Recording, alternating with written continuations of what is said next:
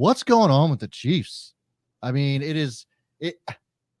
lots of crazy reactions we've seen from Patrick Mahomes over the last couple of weeks, right? Like, he got fined $50,000 for basically calling out the refs when it was a legitimate offside penalty from the offense from Kadarius Toney, and then just kind of like uncharacteristic things that we're seeing from Patrick Mahomes and even Travis Kelce. You got to wonder if this is because it's uncharted territory for Patrick Mahomes, but specifically we saw a pretty crazy reaction from Travis Kelce after a particular play in that game against the Raiders, where he slams his helmet down on the sideline, and then Andy Reid decided to take it as a coaching opportunity. And I thought this was pretty interesting. Take a look at this. Well, you can see Andy Reid is talking. There's the helmet. Andy Reid's like, no, don't give him his helmet. Don't give him his helmet. He doesn't deserve it. He wants to launch it like that. And he goes, Travis, come on now. You're one of the leaders of this team. Come on, big guy. Let's get going. He's like, all right, I got you, coach. I don't think he quite said it that way. Just a hunch. Yeah, probably not. But Andy Reid is a player's coach, and some would argue that that's kind of that's how John Harbaugh is as well. Mm-hmm. So you have to wonder if it was like, if you just kind of went up to him and was like, "What the fuck, Travis?" or was it like if it was like what Tony Romo was saying, like, kind of like being a little bit lighthearted but also being serious. It's just interesting to me to see those types of reactions from the Chiefs. It almost feels like they're dead this year. Like they're not going to be any sort of threat, and nobody's afraid of them right now. Not the way they've been playing. Well, they lost three of the last four, right? Yeah, I think they won last week, but they So yeah, it's just interesting to me to see how the Chiefs are playing right now, and it also got to wonder like what it's going to be like. How are they going to face this adversity? Because right now it's not looking like they're handling it all that well. They got 2 more games to go. They're going to win the division, or they already won the division, right? No, they haven't clinched. Oh no. The Raiders can still win. Have a chance if the Chiefs lose out and the Raiders win out. Yeah, that's right. I mean, that's they're right. good. Somehow, you're telling me there's a chance, but there really isn't. I mean, Yeah. the Chiefs are going to right the ship and win one of their last 2 games. There's no doubt about it in my mind. But officially now they're going to have to. They win the division, they're going to have 1 playoff game, but after that, they're going to have to go on the road, something that they've never done. Also, the context of before, Travis Kelce full spiked it and the helmet went flying. It was because the Chiefs were about to be, it was 3rd and, I forget what it was, 3rd and 6, something like that. And they got shut down. It was 4th down. Travis came off the field. Coincidentally, the Chiefs did a fake punt and converted, and then Travis Kelce wasn't in on a play or two because he couldn't get his helmet. And then Andy Reid goes, no, you ain't going in yet.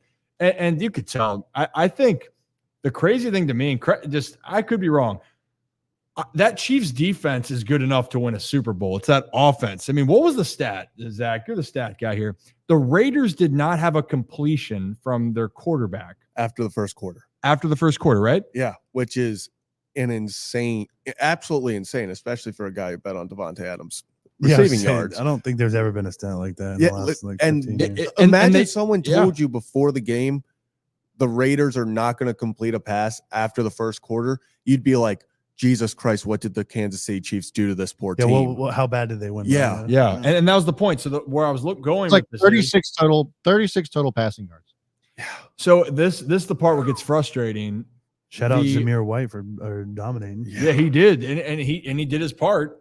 But for the Raiders, they scored 2 defensive touchdowns in 8 seconds on back-to-back plays. Yeah. I think it was 7 seconds apart. Yeah, 7 seconds apart. Would they have a pick 6 and a scoop and score? Scoop and score, then pick 6. Yeah. And then that's it. And then the Chiefs lose the game. So really, on that case, their defense was damn good enough to win that game. Their offense was not, and not even close to it. And that's my part. And they say, you've heard it all around, it's, can this offense get, if they can clean things up? But now it's, you're getting to the point of, I believe that Chiefs defense can keep them in games, but is it going to be, can this Chiefs offense put up enough points? Because I think the other stat is, I don't think the Chiefs have won a game. Maybe it was one where they've won when they've allowed more than 20 points this season. Yeah, I'm not sure about that. I'm going to check it right now. Real quick, Jack Jones on that pick 6 when he pulled the ball away from the child. I know that is a hot topic right now. I think that's hilarious. Well, did you see the whole thing? Yes, Yeah, thank like, you. there's- It wasn't. He didn't pull it from the kid. It was the dude from behind. Yeah, And like even there Jack was, said that. yeah, but I think like everyone was so upset about it at first, but at the end of the day, like, The media never gives a guy a chance to explain himself. and Just- also let's say it was just him taking from the kid. We're supposed to have rivalries. Like people say rivalries are dead in the NFL and then get upset when they think he just took it away from a child. Mind you, like, that's a $5,000 fine if you give that ball Yeah, away. that's So it's another not thing. like he's not giving it to him for free. Like he's gonna get NFL's gonna get their money back. Well, Mike Evans does it every time he scores a touchdown. He scored that about guy's got the 13 this bag. year, and Oh, he does did the get the bag. bag, and He's he got is the bag. He can do that. nasty. Here was a stat on the Chiefs, by the way. When they have allowed more than 20, so at 20 points, they have won. They beat the Jets 23-20. They beat the Minnesota Vikings 27-20. But if a team scores 21 or more, the Chiefs have not won a football game this year. So that's the limit right there. And think about how dominant That's that offense has crazy. been. I was gonna say I mean, over the last 5 years, they've probably averaged more than 21 points a game with that offense. Well, I know they've been the number one. They've been the number one Yeah. offense over the last 5 years. They've been nuts, but that's the reality of it. And you've probably seen some fair share of incidences, Nick, whether it's in the dugout when you're playing baseball, maybe it's on the sideline. I've had my fair share of, incident happens. All of a sudden it's kind of calm, and then whammy, helmet goes flying. And in my case, when I played, the bat went flying, helmet went flying. I've been a perpetrator of this. I won't lie. Last year, game one, we're playing the Jets, and last punt of the game for us, it was kind of rainy, which for me, it doesn't compare because I don't play very often. I'm not playing back. Rarely do I play back-to-back plays. I have once, but rarely does that happen. But last year, we were playing the Jets. It was my last punt snap. But we didn't know it was the last one, but it was in the fourth quarter. And I snapped it. It felt really good coming out. I get plowed over by their big number 72, run down the field, whatever. They fair catch it. I go off the field, and Stout comes over to me. It says rookie. It's his first game. He's a rookie. He comes over and he's like, "Hey man, you're okay." I'm like, "What are you talking about?" He's like, "Oh, that ball was on the ground." I was like, "What?" And I don't even know what came across me, and I just was like, "Fuck!" Threw my helmet down, exploded it, like ear pad goes flying. John just right behind me. Harbs is literally right there. He turns around, he goes, "What was that?" And I was like, I'm cussing over there. I'm like, "Fuck, dude."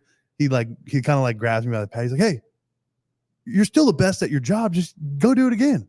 And then like a couple minutes later, we ended up kicking a field goal, and it ended up being really good. But I get it. So wait, you didn't think that you just had it on the ground? No, I didn't know. I usually I can feel it, but first games of the year are tougher just because everything's kind of a blur. You're like getting used to playing again, like in a real NFL game. Preseason's just way different. It's totally different. So you're just getting used to the speed of the game. Everything kind of happens, and you're not as comfortable as you are later. You're not as more aware.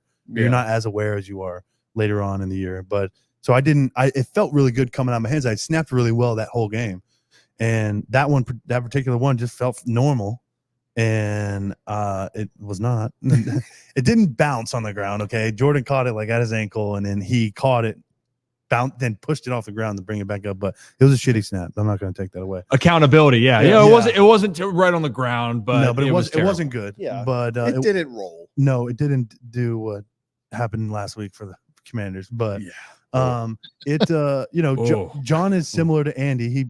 He worked under and Coach Reid when they were in Philly, and I think I wasn't there obviously, but I feel like Andy handled it in a similar way. Like the last thing you need to do in that situation is like provoke the player any longer. He's emotional. He's already frustrated, and I think John I thought he was going to be pissed. Yeah. And he just like looked at me, grabbed me by the shoulder pad, and he's like, "Dude, you're the best in the league. Just wipe it off and go do it. Go get the next one again." And I think maybe Coach Reid was giving Travis a breather and going back out there. But I do like it. I mean, I think I think there needs to be something like that when guys kind of show their ass a little bit. Yeah. Yeah, I mean, it's good. You love hearing that. It's a vote of confidence. The way to instill back that, hey, all's good. Keep going, keep grinding. You're gonna make mistakes. Oh yes, and you're gonna be emotional about it because you're just I don't want to say everybody, but like Travis, he's very emotional. If you watch his podcast and you listen because there's so much media coverage around them. He's an emotional guy, and I think they all are. And it comes out, and sometimes it's over the top, but it is what it is. I mean, I feel like all the best guys are that way.